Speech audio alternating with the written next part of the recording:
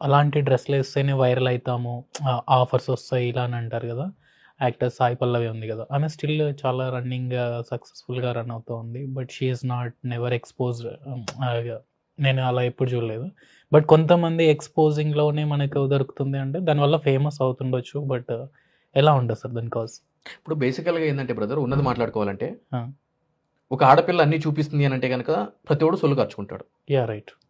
సొల్లు కార్చుకోలేదు అనంటే గనక వాడిని మనం అనుమానించాలి. అవును. హార్మోనల్ ఇంబాలెన్స్ ఉండాలి. లేదు అనంటే గనక తేడా ఏమో అని చెప్పని ఆలోచించాలి. అవును. రైట్. అంటే సైన్స్ ప్రకారంగానే మాట్లాడుతున్నాం. అవును. ఇప్పుడు సెక్స్ అనేది బయోలాజికల్ నీడ్. యాహ్! అట్రాక్షన్, అవును. ఫీలింగ్స్ ఇవన్నీ కూడా.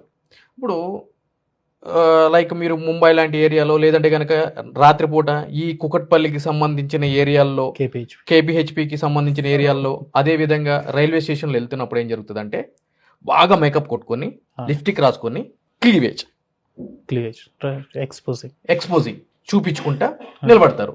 ఎందుకు అనంటే గనక దాని ఇంటెన్షన్ ఏంటి అనంటే, మీరు చూడగానే మీకు ఫీలింగ్స్ వస్తాయి. అర్జెంట్‌గా వాళ్ళతో కలిసి సెక్స్ చేయాలి అనే ఫీలింగ్ వస్తది. దాన్ని బిజినెస్‌గా మార్చుకోవాలి. సరే అది వాళ్ళ జీవనోపాధి గురించి అని చెప్పని అదొక మోడస్ ఆపరెండి. పూర్తిగా చీరలు కట్టుకుని తిరిగితే రేపులు జరగవా? అఘాయిత్యాలు జరగవా అని చెప్పి క్రాస్ క్వశ్చన్ చేసినావు అనుకో బ్రదర్, నీకు ఆన్సర్ నేను వేరే విధంగా ఇస్తా. మన వస్త్రధారణ అనేది మన కట్టుబాట్లకు తగ్గట్టుగా ప్రతి ఒక్క మహిళ ఇవ్వాలి. మీరు అన్నట్టు సాయి పల్లవి గారు ఉన్నారు. అవును. అదే విధంగా అంతకుముందు సౌందర్య గారు, అదే విధంగా వండర్‌ఫుల్ సావిత్రి గారు, సార్. వీళ్ళందరూ కూడా చీర, కట్టు, బొట్టు. ఈ రోజు మనం హిందుత్వ దేశం అని చెప్పని అంటున్నాం, మెజారిటీ అని చెప్పని అంటున్నాము. అవును. మరి ఇక్కడ ఇంప్లిమెంటేషన్ ఎందుకు ఫెయిల్ అవుతుంది బ్రదర్? బ్రిటిష్ వాడు వెళ్తా డివైడ్ అండ్ రూల్ పాలసీతో కాకుండా మనకు వేరేది కూడా నేర్పించి వెళ్ళాడు. అదేంటో తెలుసా? Majority differs, okay. Minority unites.